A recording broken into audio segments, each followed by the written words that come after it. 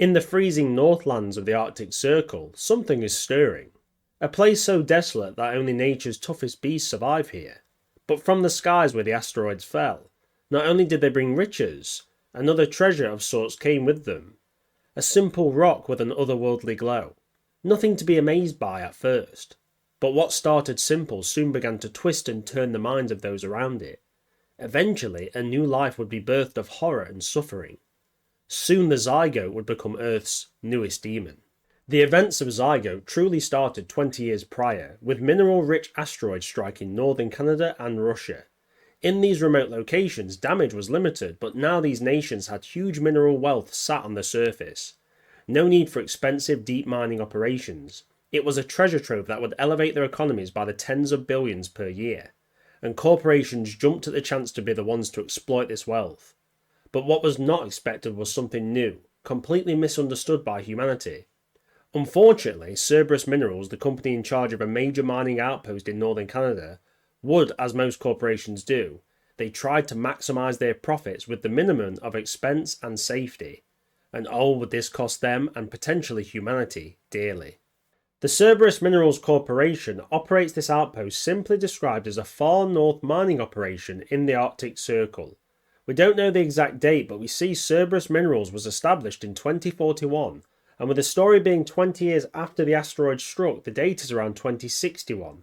This is backed up by the makeshift tracker of deaths on the wall, which has the date 2061 on multiple pictures. But it is impossible to get much more precise with the exact dates. We do see modern technology, and conversation also mentions synthetics, which points to more advanced future technology. This synthetic conversation actually brings up a very interesting part of Cerberus Minerals' activities, as the outpost skeleton crew of 98, which now only has 2 survivors due to the Zygote's activities. These 2 individuals are Quinn, a security officer, and Barclay, a young lady who is supposedly synthetic human. But it's quickly confirmed to her by Quinn she is not synthetic, she's a real human. An orphan, in fact purchased by Cerberus when she was young and brought up to think she was a synthetic, whose life is inferior to that of normal humans, and by extension she will do dangerous tasks and stick to the assigned rules as she believes she has no free will. Also, her assigned role is Canary Class Synthetic C Class Labour, referring to the canary birds that are used in mining as they are very sensitive to toxic gases and are used to alert miners to these dangerous unseen threats. So Cerberus is enslaving humans without them even knowing is pretty diabolical, I must say. So not only has this poor woman Barclay been lied to her whole life and been tasked with extremely dangerous and labour-intensive work, but it also points to the fact that synthetics must be very expensive and it's cheaper to purchase a young orphan and raise them with brainwashing. So very morally corrupt companies, which let's be honest is quite a lot of them, will choose this choice that saves money, even if it's absolutely abhorrent. This evil practice also points to why there are security forces at this mining operation with automatic weapons, as the knowledge of anything like a Zygote event happening was unlikely, and the only real threat that far north would be polar bears, which if the facility is well constructed wouldn't be able to get through the perimeter.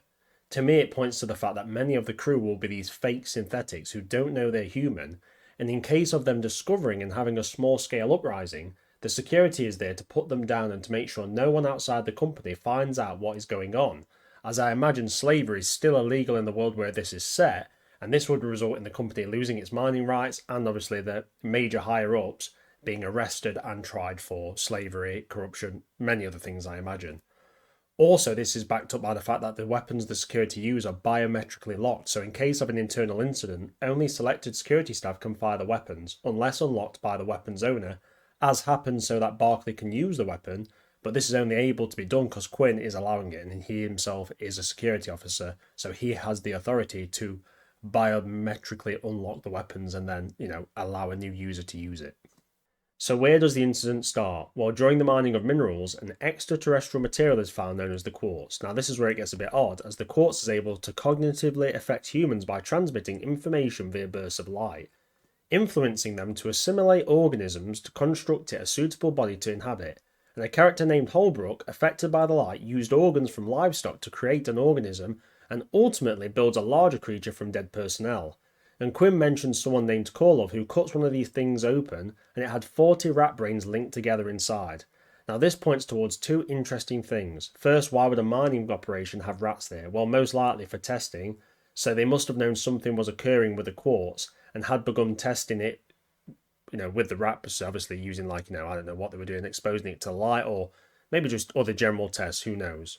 Secondly, the fact that these linked brains of the smaller creatures create some kind of hive mind that allows the creature to inhabit them. So basically you're kind of stacking 1 plus 1 plus 1 plus 1, to make a larger number. It's not, oh, I need a singular strong brain. It's multiple brains will do. Hive mind. So, and obviously it needs to have a fairly strong brain to be able to use the body as a host, I imagine. But like I say, lots of smaller brains together seems to work. It also mentions that Holbrook strung together sheep and pig organs to create another creature's body or help create the original body. It's not too accurate on that. Now, these animals were most likely there as livestock, as the outpost had on-site food source in case of an emergency. Because they're in the Arctic Circle, it's notoriously difficult to resupply things up there when there is a storm. So having on-site food and livestock is a very smart choice. And some will say, well, rats might be there because of the food or livestock. Well, this is a fairly new facility in a very cold environment that would be kept clean and swept. So I don't think there would be a rat infestation in the mining facility either. So let's count that one out as well. The light that influences humanity to do these things also doesn't just seem to come from the quartz, as once it has taken people over, the bodies and integrations which the zygote has kind of used as a host seem to be able to emit some of this light, and Quinn himself cuts his own eyes out before he is fully taken over, but he still seems to have had some exposure, as he says he can feel the light inside him and he throws up blood. It's as if his body has some kind of infestation, and to cut your own eyes out to save yourself takes insane levels of determination, and be able to take the pain and permanently disfigure yourself to save your own life is very rare. The light must feel horrific when it actually penetrates your mind and is in there. Quinn was very brave to make this choice, not that it saved him in the long run, and this makes the quartz a terrifying material, as if the asteroids had not struck the Arctic Circle and had landed in populated areas like a major city. Well, we could potentially see a mass event with the light being able to infect and command thousands of people to do its bidding. And after Holbrook had made the bodies using animal organs, he eventually used dead miners to make the larger zygote creature that we see in the movie. Now these miners, how they died, it's unknown. Was it an accident, or did Holbrook engineer a way of killing them without suspicion? And it's also mentioned that Korlov cut open one of these things. Now this implies that there's more hostile creatures than just the main zygote. So are there many? Are there one? Does it transfer bodies? We're not entirely sure, but it's pretty scary when you think about it. So to the big beastie itself, the zygote. Now this monstrosity is a towering abomination, standing nearly 9 feet tall, its body a grotesque fusion of human and animal remains. Its legs are not legs at all, but a tangled mass of arms and limbs twisted together for support. One of its hands splinters outwards into a cluster of grasping fingers, while the other is fused into a spear-like weapon built for killing. Dozens of arms jut unnaturally from its torso, and where a head should be there is instead an upper half of a human body, its waist lined with staring eyes. Though it has no mouth, it emits an ear-splitting human-like scream. Well, it says human, I guess, but is it really a human-like scream? It's something odd. I don't know. I said human-like scream, but let's be honest. It's very strange. I'm going to say mythical-like scream. Good change there. And the zygote's mass is composed of 97 people by the end of the movie. Obviously, originally 96, but it assimilates Quinn. And once absorbed, not only is its flesh taking you in, but also your mind. Every victim it consumes, the creature becomes smarter, inheriting their skills, their knowledge, and their memories, as though their very humanity fuels its evolution. This is where the true horror of the zygote is revealed, as the more it assimilates, the stronger and potentially more intelligent it will become. And it has many similarities to my favourite film of all time, James Cameron's The Thing. Now, the zygote's origin beyond the quartz is unknown, but what really interests me is its intent, because is the zygote a monster bent on assimilation and destruction, or is it a kind of a natural instinct, a bit like a cornered animal that fights back? Now, I know the zygote can absorb people's thoughts and memories when it assimilates them, so it has intelligence, but how it moves, screams and acts is pretty erratic.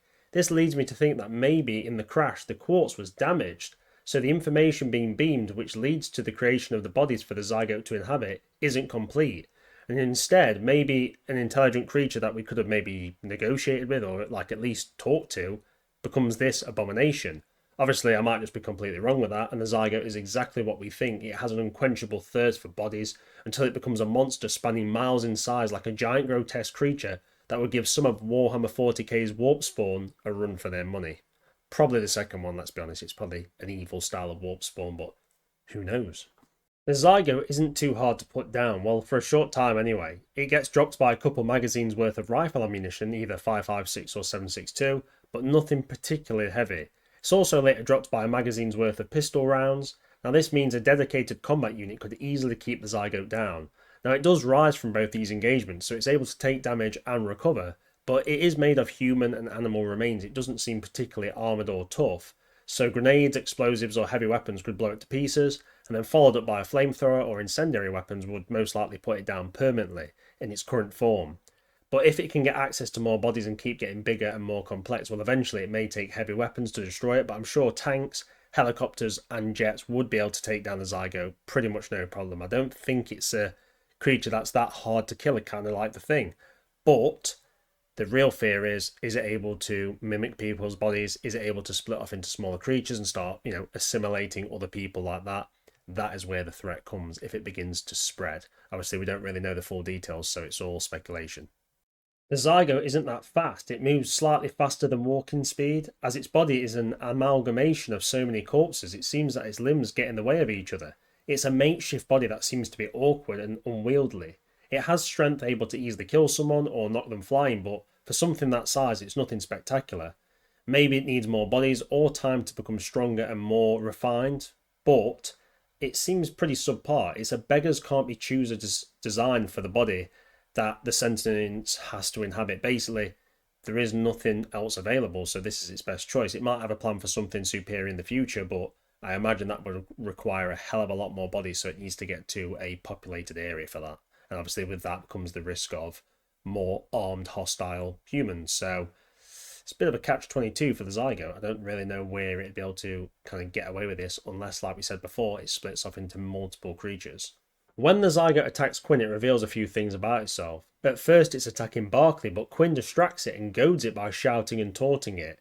So the Zygote is not super intelligent, as instead of going for the mobile target Barclay that can flee and had already shot it and put it down, it went for the vulnerable and blind Quinn, who wasn't going anywhere, which is a poor choice and seems more animalistic than rational.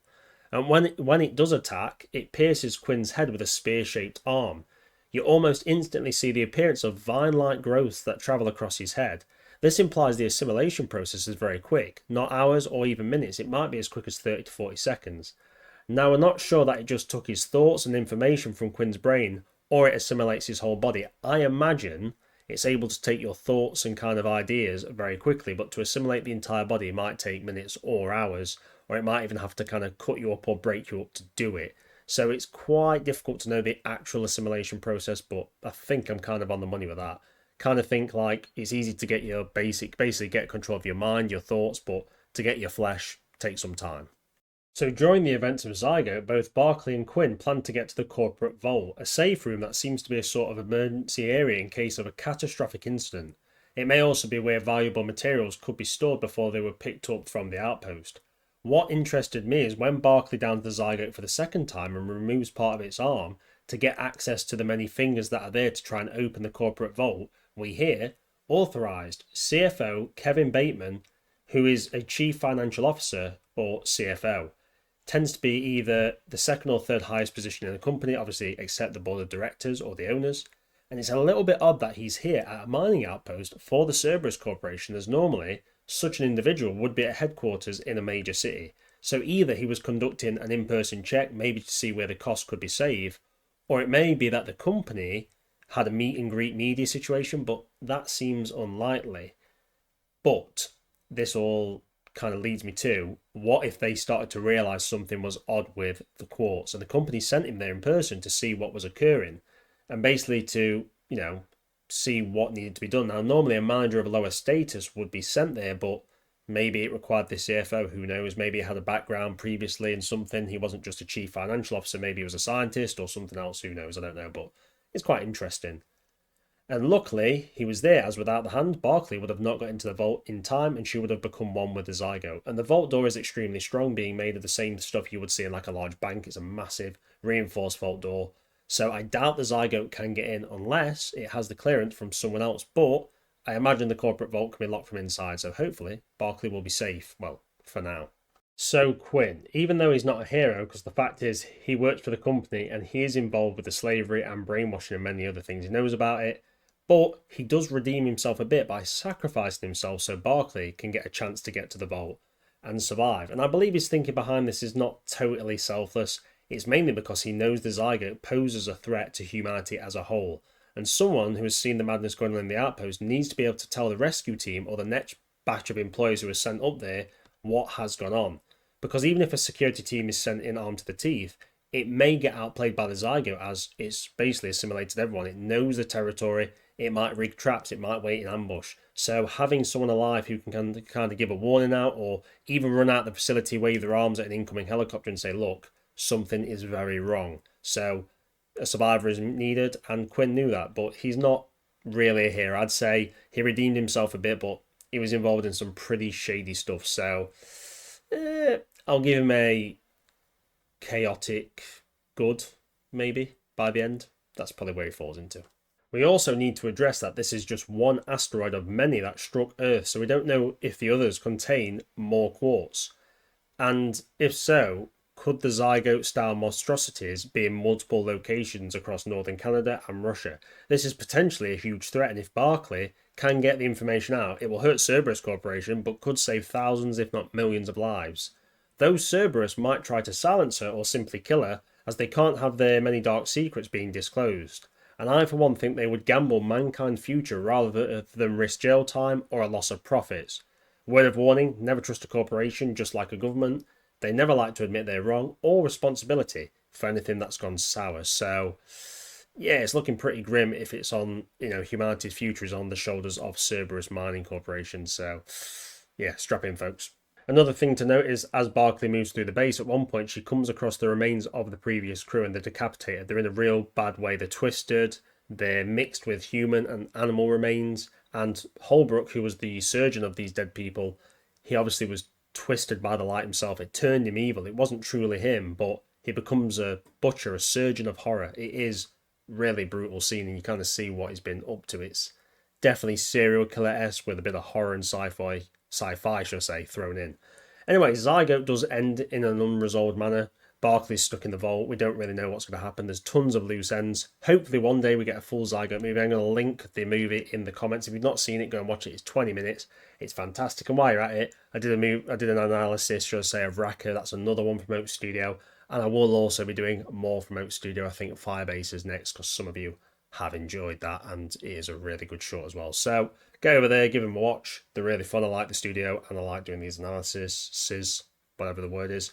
It's really cool. Anyway, thanks for watching, guys. Hope you enjoyed it. And as always, have a beautiful evening. And in the comments, tell me what you think about Zygote. Let's explore some more thoughts because there's still loads of things unanswered and my mind is racing. So please bring the conversation. It's going to be cool. Take it easy, guys.